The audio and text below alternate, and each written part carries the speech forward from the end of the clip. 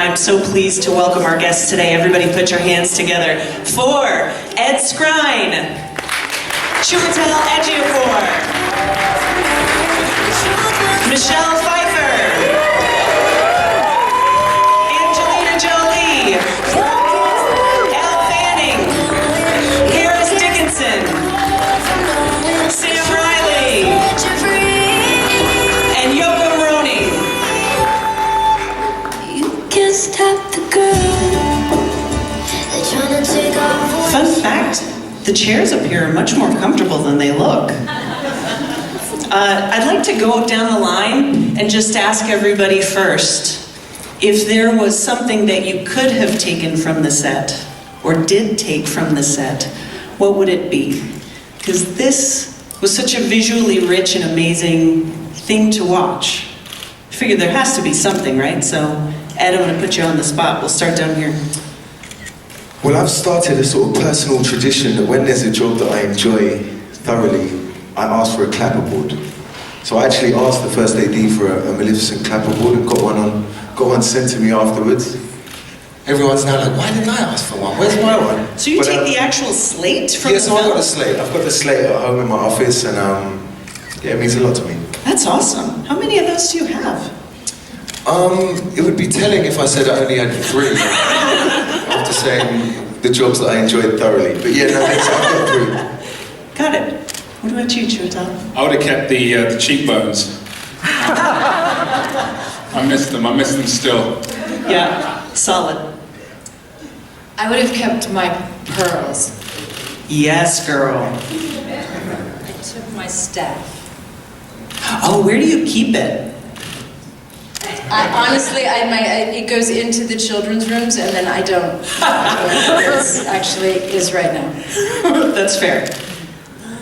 I would have kept the spindle. That's very telling. Yeah. Right? Says I something think it's about just very you. classic Sleeping Beauty, you know, Yeah. like good decor. Still drawn to it. Yeah. You know, in actually seeing the spindle again, I would like to ask you, is it as sharp as it looks in real life?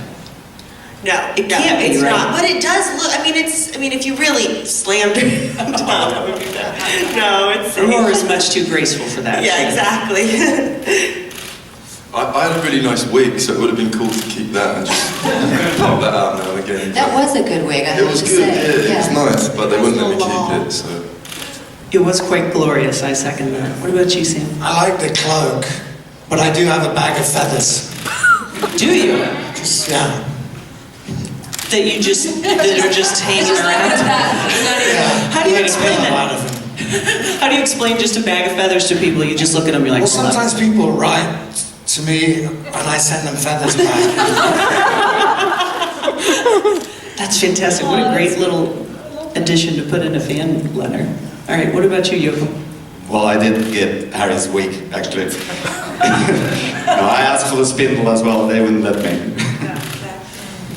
And I'll stay down there and ask you, you are coming into this sequel, and the first film is like I said earlier, it's so visually rich. This is such a memorable looking film visually.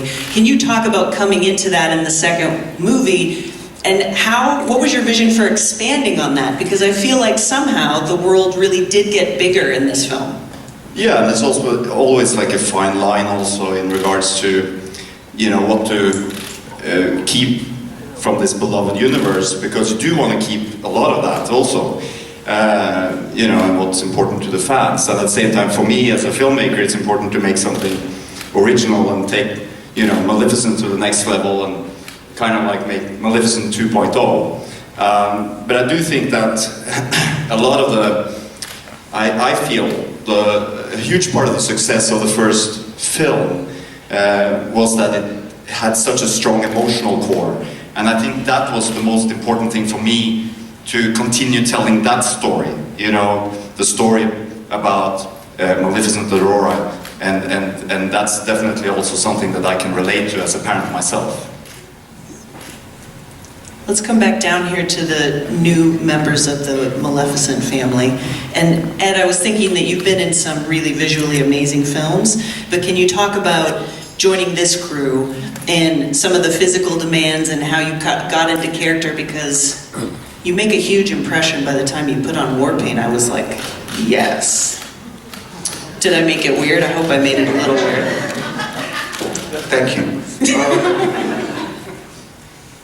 I mean, there were so many layers to the preparation for this. Obviously, you know, before I met anybody from the cast and the crew, you know, I create the character in isolation, you know, analyzing the script and doing the kind of intellectual side of it.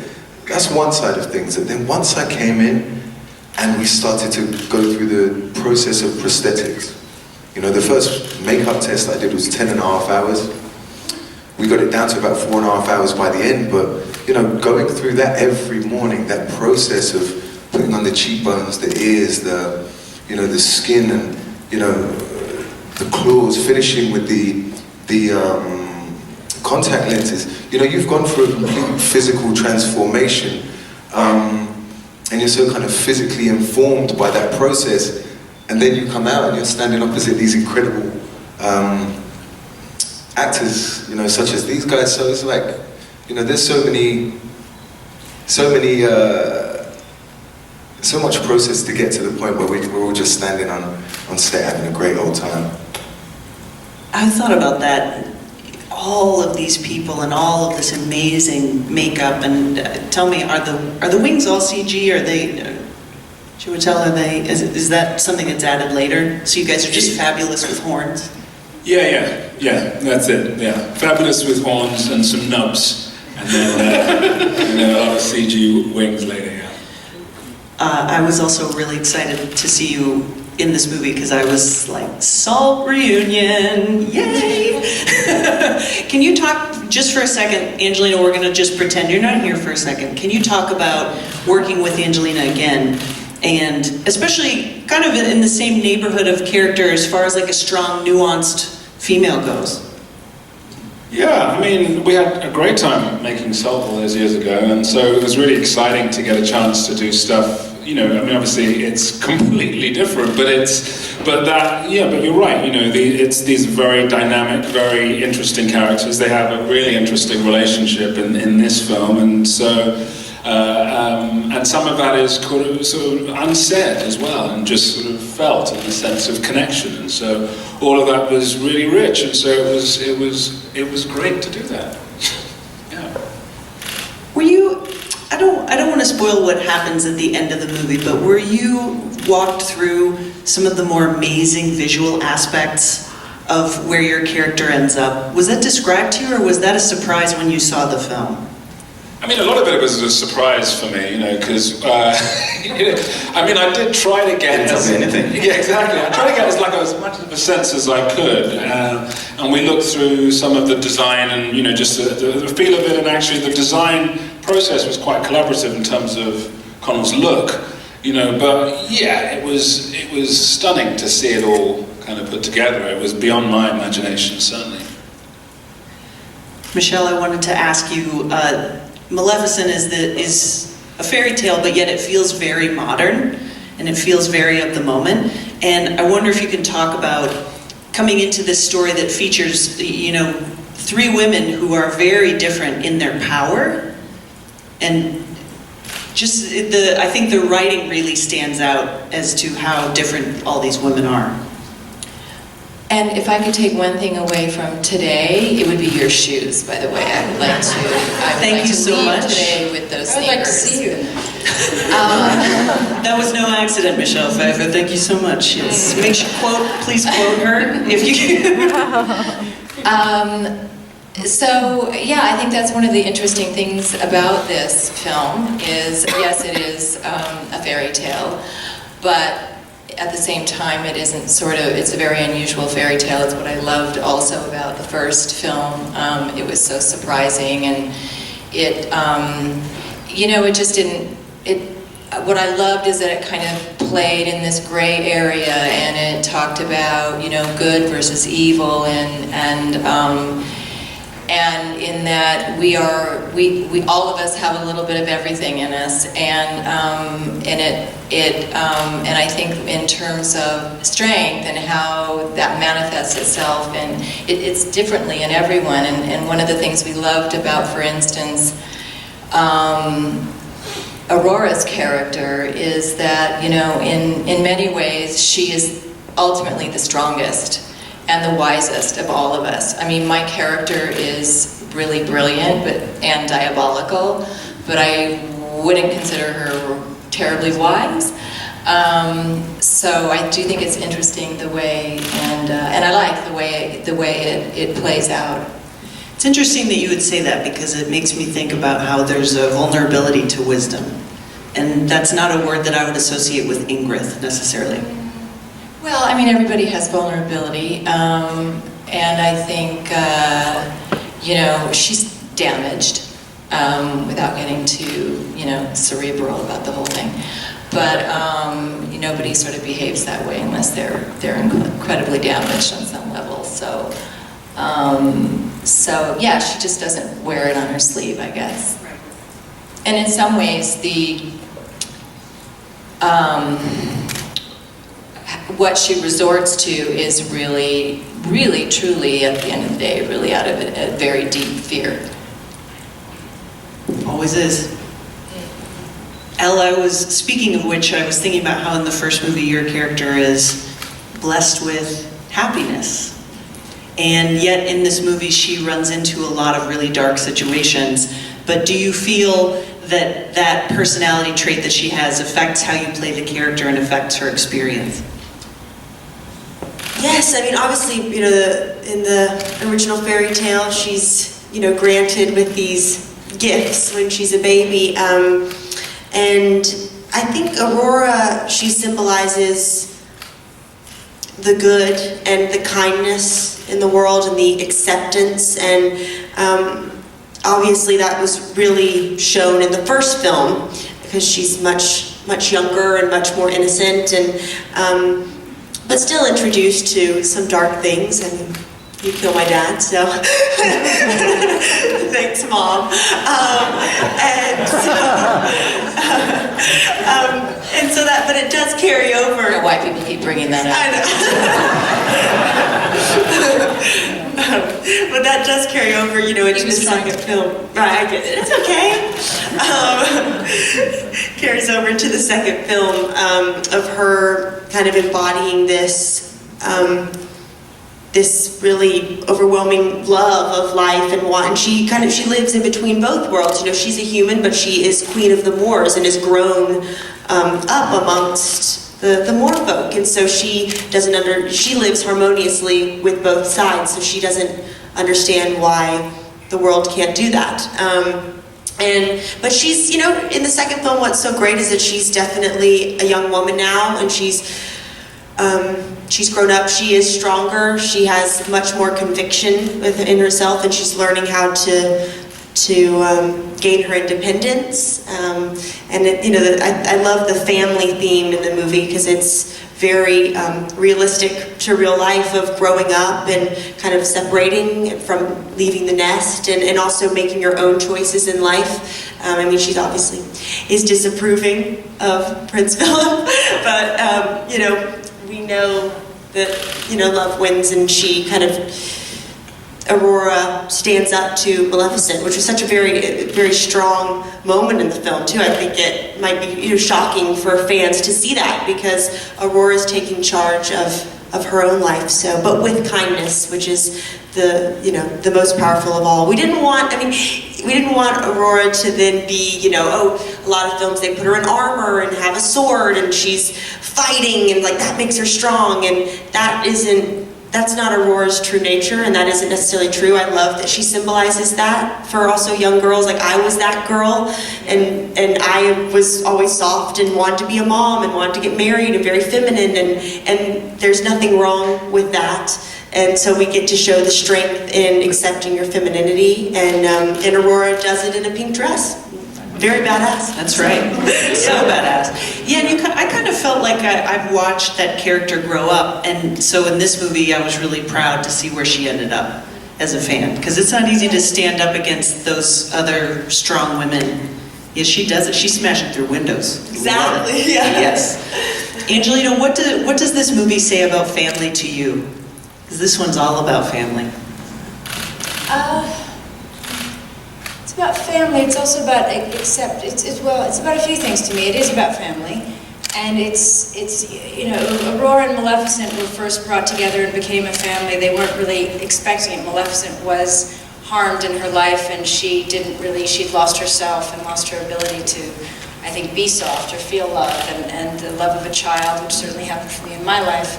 Being a mother brought out something in me that completely transformed me, and I think, but we are different. We're different creatures in the film, and so there are metaphors in the film, and not to be heavy about it, but always I think a good film for young people has these messages, and I think there's a real question in the film. We get pulled apart. People tell us, because you're not the same, you're not family. Because you're not exactly like her, you're not her mother. And that certainly strikes a chord with me. And I think Maleficent questions whether she's good enough to be a mother, and whether she is her mother. And so in the middle of this film, we go on different journeys, and she finds herself in this idea, well, I'm like this, I was born this way, so that must be my true nature. And I think, well, I guess I'm a creature, and I'm like this, so that must be my true nature. So we go through this period in the middle of the film where everybody's really focusing on their differences, how different we are, and we go to our own corners with our separate backgrounds or ways of being, and who we are, how we're born. And then there's a real push to say this is not how it should be, and this is not how to live, and diversity makes us stronger, and there must be a better way forward, and we have to come together. And so we do that in the film with the humans and the creatures and the Morpho coming together. We do that as a family, and we come together and we fight against this separation, and we unite, and we say this is the world we choose to live in. And I think that is a really important message. I also think something that occurred to me too is that there's so much beauty in sometimes truly understanding how others see you as well. And they share this beautiful moment at the end, and well, to be your true self, right? To say this is who we are. We are the pretty pink, beautiful, soft princess, and we are the slightly manic creature that maybe has a very bad temper and many, many other things. And yet I see her exactly as she is, and I don't want her to be any different than she is. And she sees me as I am, and she accepts me as I am. And so it is to say to everybody, be yourself, be your true self. Life is not, we don't live forever. Say to children, don't be, no matter what people see, how they see you, how they say you should be, you'll suffocate. Be your true nature, whatever that may be, and you will find a home for it, and you will find acceptance. Because you have to. And speaking of true nature, I hear that there's true nature might be a ping pong champion between the two of you. Why is it not one of us can remember who won? I know, it's strange. Maybe we were called to set? I don't know. Well, it wasn't me. The game is... Michelle's still upset because she wasn't invited. How dare you? Because we knew you'd just be so good. Were you invited? I wasn't It's a private, That's pending private ping pong party. Got it. Harris. We played Well. in our own time. I won. Nice. Prince Phillip in this movie is really torn between his family and then sort of his chosen family, his new family. How does your character deal with that enormous conflict in that really fabulous wig?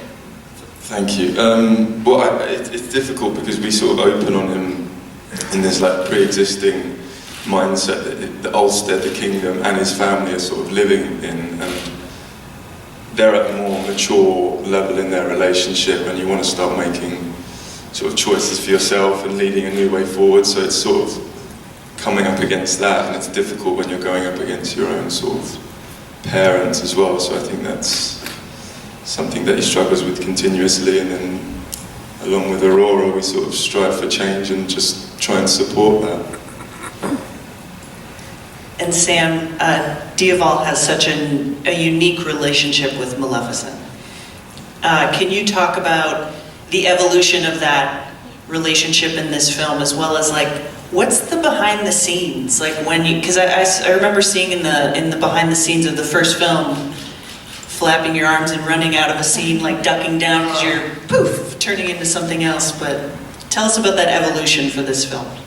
Well, one of the things I really enjoyed about the first one was the sort of the bickering that we had between one another, and I think I imagine that's developed over the last 6 years. We've become sort of surrogate parents of Aurora, and Diaval is sort of one of the only ones who is brave enough to contradict her in some of her behaviours, or suggest, means of being more polite, or how humans behave. And we had a lot of fun playing this sort of thing. The thing about the movement is, I met a raven before the first one to study him. He's a big star in the bird world, and a movement coach, so that I could maybe incorporate bird-like mannerisms. And they wanted me to run around a room flapping my wings, and we can film this, he said. I was like, under no circumstances are we filming this. I mean, the transformation is a bit silly. I was more used to it this time, but I remember the first day on set of the very first film, Angie was stood with her back to me with the horns, and I had to go from being crouched down to jumping up in the air. And it's kind of embarrassing in front of a massive crew of people, but fortunately the special effects make it look fabulous. Yeah, they covered that part up yeah, they really did, well. Unfortunately. Yeah. Joachim, let's talk more about this new land that we're seeing, the land of the Fae. Can you talk about the process of creating that world? What were some of your initial ideas that came to life? Yeah, no, I think it was important for us to create a bigger universe for this movie, and in that sense, this is Maleficent's being thrown into exile and discovers that she's not the only Dark Fae, and that universe and their nest of origin, so to speak, took a lot of planning, a lot of meetings, and a lot of amazing artwork. And I think the big inspiration for me and for us was probably nature. That the Dark Fae is somewhat representing nature, and in that sense we used the different biomes that you find in nature and created groups within the Dark Fae, within the Maleficent, so to speak. There were tundra, there were forest, jungle, and desert, and everything became centered around that and designed around that, and also their habitats in the nest that they are living. Let's make sure we give time to open it up to the audience for any questions about the film. Go ahead. Right there. Yep. Hi. One of the themes of this film is about looking at villains in a new light. For Miss Jolie and Miss Pfeiffer, I wonder, are there any iconic movie villain performances that you're particular fans of or took inspiration from? I like Michelle as Catwoman.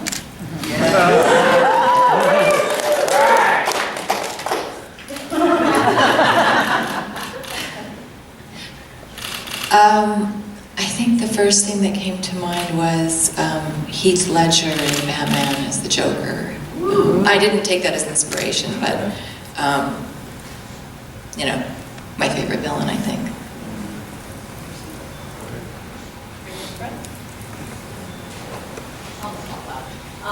You have some amazing costumes in this. Did you Did you have a favorite? And for Angelina specifically, some of those look like you kind of could poke yourself at some point. Was there any of them more treacherous than others, and what was your favorites? I did actually poke myself often with the one from because when the bones would flip up, right? And it was terribly hard, terribly hard to do it. But it's all fun. You know, it's as Ed was speaking about. It's that you get so supported in these roles with the magic. Everybody working towards this idea of helping with the costumes or the visual effects or the makeup to help bring you into a creature. And it's a big team. And so the costumes were certainly part of it. Some of my costumes were half there, and then we had to be flying in with rigs and things that would... The trick of the Maleficent thing sometimes is that I need to look strong when I'm on the ground, but then they have to float when I'm up in the air. So that's fun. You actually just might have touched on something kind of fascinating as well. What are you saying about flying and how everybody's getting kind of caught up sometimes? It was just you had to be a little bit careful with locking horns.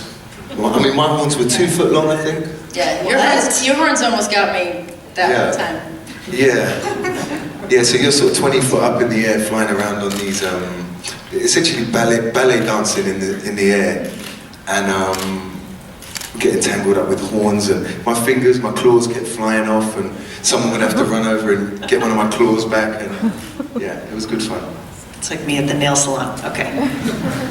In the back there. Yep, right there. That mic is right next to you.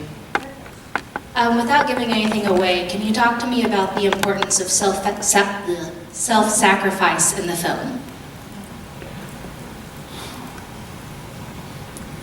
Who wants to take that one? I mean, I think that is, when we talk about love, it's that knowing, there is that knowing yourself that we spoke of earlier, being your true self, but really, you know, I think the core of it is what, you know, we're not here just to exist. You have to know what you stand for, you have to know what you're willing to fight for, even die for. And if you live that way, then whatever pain comes with it, and whatever sacrifice comes with it, you embrace it, and it actually fills you with purpose. And I think that's I hope represented a bit. Right there on the end, and Juan, yeah. This question is for Michelle. Angelina mentioned Catwoman, and you have a very eclectic filmography, but the villains that you played are very, very memorable. Did you see Ingrid as a sort of opportunity to top what you've done before in that sort of terrain of villainy? No, boy, never actually looked at a part that way. I enjoyed playing this. I was really delighted and surprised when I read the script, and I was excited just at the notion of working with these two, and then I was again really surprised when I thought, oh wow, this is actually a really interesting, great part. You know, I think you just approach them all differently, and I had a lot of fun doing this, and I felt like I had a lot of freedom to try and bring some other colors other than, you know, try to find the humanity. And you know, I think when you ask the question about self-sacrifice, it may not appear at first blush that Ingrid is willing to sacrifice anything, but she is willing, obviously, to sacrifice her son. But I think that it doesn't mean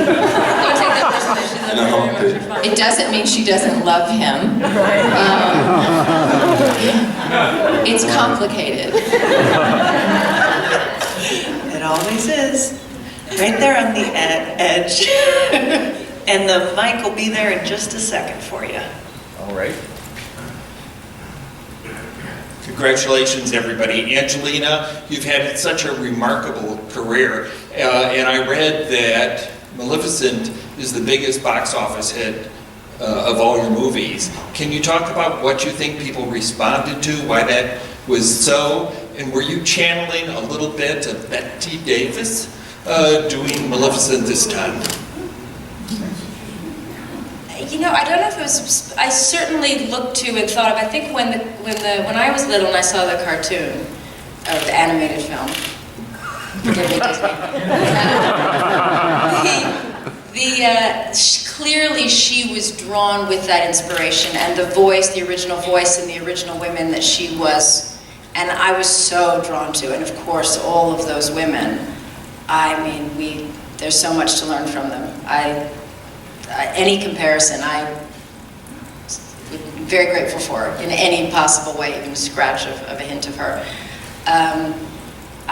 It's funny. I don't know. It's hard when you have this strange thing as an actor. You don't, when you're not an actor, you're always figuring out who you are, how people see you. You don't know as much. Maybe now with social media, everybody knows everybody's opinion. But as an actor, it's strange. You put yourself forward and somebody says, well, that's very you. And you think, really, is it? And when I got a call and they said, well, we thought you were the only person that could play Maleficent. It was so obvious. And then everybody else says, well, it was so obvious. And you just think, I'm really not sure how I'm supposed to take that. And yet I love her. So maybe I just need to fully embrace it at this time in my life. Maybe when I was, years ago when we first did it, I thought, well, I need to find, the other aspects of her, and it's obviously not just completely that she's a bit wild and full on and a bit much and fun. And now, I've been through different things in my life, and I was so happy to feel strong again and to have some fun. And I adore being her, and there's something about her that I'm now very proud that I'm associated with her. Thank you.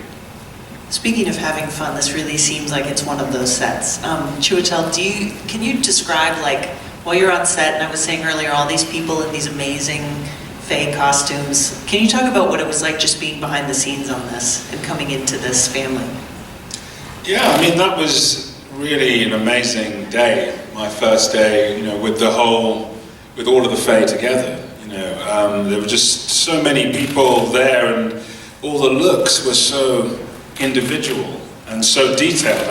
As Jürgen was describing, these different environments and everything, but then with this kind of central idea, this kind of tribe. And you definitely felt that when you walked on the set, and you just felt part of this thing. And it was kind of exciting then, in terms of the story, to bring Maleficent into this world, into this kind of community. And that understanding of a sense of self and a sense of place, and something to fight for. They're so defined by being in this conflict with humans. And so there's all this kind of psychological drama that's bonding all of the Fae. And it was just interesting to play. It was interesting to think about. It was just so easy to relate to it in the world as it is right now. And just all of the kind of themes that we're all dealing with, just sort of outside of all of that, and to kind of explore that in this way was very freeing, but also just very grounding and exciting. All right, let's get in the back there. Raise your hands high. What about right there? Yep, the mic's right there. Hi, I have a question for you, Angelina. In this movie, Maleficent struggles a lot with Aurora leaving home, and your son went to university recently. Did this role kind of prepare you to deal with it in real life?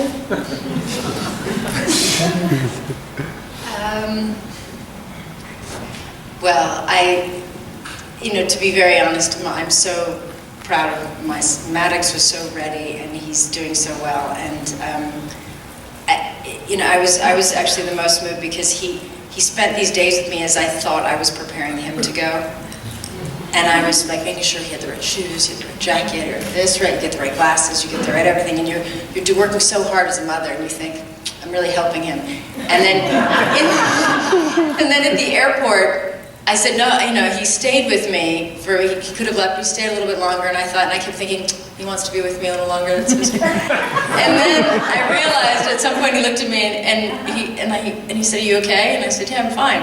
And I realized the entire week was all for me, and he was just making sure I was okay. And he gave me a really big hug, because he knew I needed it.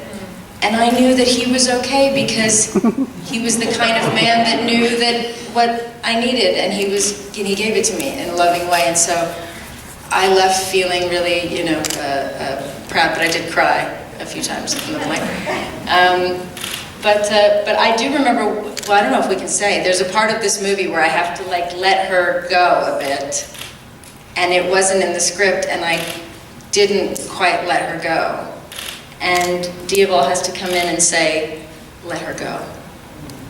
And that got me every time, because I would think of, all of the kids, and that moment that you really have to let them go. But it's also exciting. All right, I think we have time for just one more. In the back there? Yep. That mic's coming towards you. That's how I burn time. That mic's coming towards you. I absolutely loved the film. I want to ask you about the Guess Who's Coming to Dinner scene. It was pretty brilliant, that tension. So how did you maintain the tension? Because, you have to shoot individually, obviously. So how did you maintain that tension? Obviously, some good editing, but as well, the reactions are priceless for anyone who's involved in that scene. Maintaining the tension. Well, I think there's also it's that commitment to just being there for each other. The tension was nobody wanted to be the one to wreck the take because it was so long.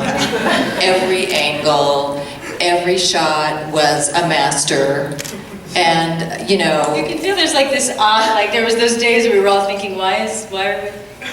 And we shot it for a week as well. A lot of stuff. I think it was longer than that. I think it was longer than that. I was happy we were sitting. I felt like I was just having dinner with friends for a week, and I thought it was great. I enjoyed every minute of it. But I think the tension is really you're kind of just being there for each other, and whenever it's somebody's piece, you just have kind of like a ping pong game. You have to stay. You're on. I felt that challenge so accepted. You set me up.